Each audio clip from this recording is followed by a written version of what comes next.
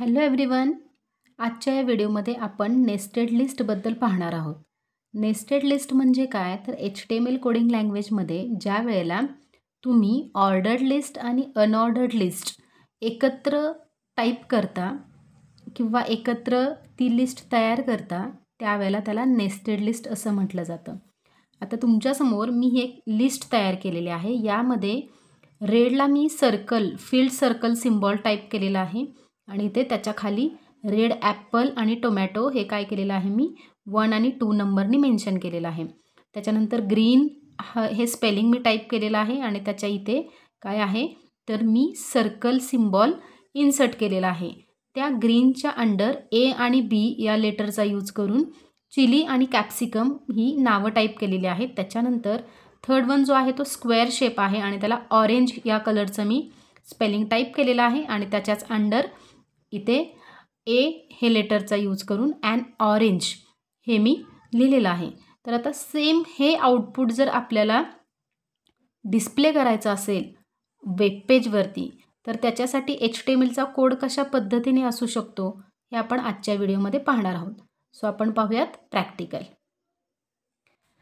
आता इथे HTML coding लँग्वेजमध्येच मी काय केलेलं आहे, नोटपॅडमध्ये HTML हे टाईप केलेलं आहे आणि head title, end of title tag, end of head tag हे मेन्शन केलेलं आहे. त्याच्या अंडर मी body tag basic colour is equal to pink हे मेन्शनच केलेलं आहे.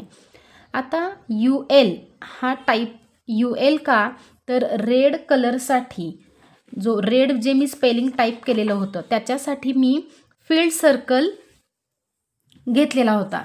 इथे तुमच्या लक्षात येईल, इथे हा रेडला काय आहे, फील्ड सर्कल आहे. म्हणून UL ऑर्डर्ड लिस्ट मी स्टार्ट केलेली आहे. Type is equal to in double inverted comma disc, त्याच्यानंतर LI टॅग आणि रेड म्हणजे काय, तर डिस्क हे सिम्बॉल डिस्प्ले झाल्यानंतर त्याच्या पुढे रेड हे स्पेलिंग दिसलं पाहिजे आणि त्याच्यानंतर UL टॅग मी एंड केलेला आहे. UL टॅग एंड केल्यानंतर इथे OL टॅग पुन्हा मी स्टार्ट करून टाईप इज इक्वल टू 1 केलेला आहे, कारण की रेडच्या अंडर जे काय मी ॲपल आणि टोमॅटो हे जे डिस्प्ले केलेलं आहे त्याला सिक्वेन्सली 1 आणि 2 नंबर मी डिस्प्ले केलेला आहे. सो त्याच्यासाठी टाईप इज इक्वल टू 1 आणि त्याच्या under LI apple, LI tomato, end of OL tag.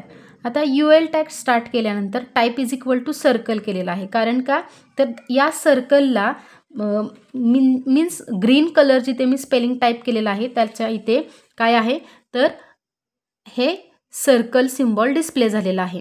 म्हणून मी इथे काय केलेलं आहे, पुन्हा अनऑर्डर्ड लिस्ट टाईप करून unordered list UL type is equal to circle हे टाईप केलेलं आहे आणि त्याच्या अंडर मी लिस्टमध्ये LI टॅग ग्रीन हे मेन्शन केलेलं आहे. त्याच्यानंतर एंड ऑफ UL टॅग, पुन्हा start of OL tag, type is equal to double inverted comma A आणि type is equal to A का, तर ग्रीनच्या अंडर मी जे काही A आणि B या लेटरनी चिली आणि कॅप्सिकम हे जे टाईप केलेलं आहे ते मला सिक्वेन्सली A आणि B या लेटरच्या सिक्वेन्सनी टाईप झालं पाहिजे अल्फाबेटिकली, त्याच्यामुळे मी type is equal to A इथे टाईप केलेलं आहे. नंतर एंड ऑफ OL टॅग, त्याच्यानंतर UL type is equal to square आणि LI ऑरेंज, कारण की ऑरेंजसाठी मी स्क्वेअर यूज केलेला होता आणि त्याच्या खाली आता ऑरेंज हे स्क्वेअर सिम्बॉलनी मेन्शन केल्यानंतर A हे अल्फाबेटिकल ऑर्डर मला टाईप करायचं आहे आणि त्याच्यामध्ये ॲन ऑरेंज हे मला डिस्प्ले करायचं आहे, जे की मी इथे ह्या कोडिंगमध्ये तुमच्यासमोर दिसत असेल. OL type is equal to A, LI an orange आणि एंड ऑफ OL टॅग मी टाईप केलेला आहे ते. सो याच्यानंतर सगळ्यात शेवटी तुम्हाला काय करायचं आहे, बॉडी टॅग एंड करायचा आहे आणि HTML टॅग एंड करायचा आहे. अशा पद्धतीने जिथे ऑर्डर्ड लिस्ट आहे तिथे OL टॅग यूज केलेला आहे, जो कोणता टाईप दिलेला आहे तो टाईप मेन्शन केलेला आहे. जिथे अनऑर्डर्ड लिस्ट आहे तिथे UL टाईप करून त्या अनऑर्डर्ड लिस्टचा टाईप कोणता आहे, सर्कल आहे, डिस्क आहे की स्क्वेअर आहे, ते मी इथे डबल इन्व्हर्टेड कॉमामध्ये मेन्शन केलेलं आहे आणि त्या पद्धतीने मी ही लिस्ट तयार केलेली आहे. हा माझा HTMLचा कोड आहे. आता हा कोड मी रन करण्यासाठी फर्स्ट मला हे डॉक्युमेंट सेव्ह करावं लागेल, म्हणजे नोटपॅडमध्ये जे काही मी HTMLचा कोड टाईप केलेला आहे तो मला सेव्ह करावा लागेल. सो मी हा nested.html याने सेव्ह केलेला आहे. फाईल सेव्ह ॲज, इथे मी काय टाईप केलेलं आहे, nested.html. नेस्टेड आणि माझी फाईल ही डी ड्राईव्हमध्ये सेव्ह आहे, लोकल डिस्क डी.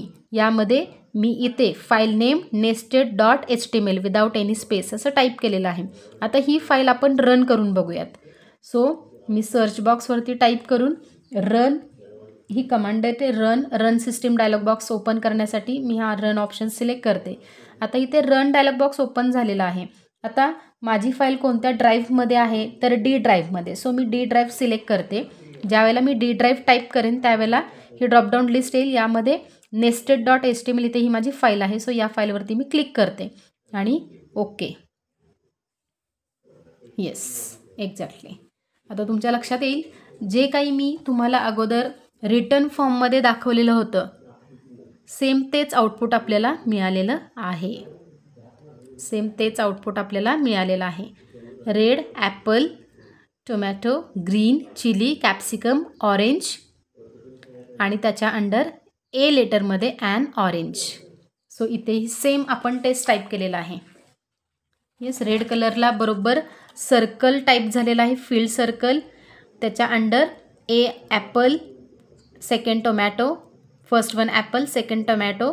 नंतर ग्रीन कलरला हा बरोबर सर्कल आणि ग्रीनच्या खाली ए आणि बी या लेटरमध्ये काय टाईप झालेलं आहे, चिली आणि कॅप्सिकम. आणि नेक्स्ट इथे लास्ट वन आहे तो फील्ड स्क्वेअर आहे आणि त्याच्या अंडर ऑरेंजच्या अंडर आपली इथे लिस्ट आहे ती काय आहे, ॲन ऑरेंज.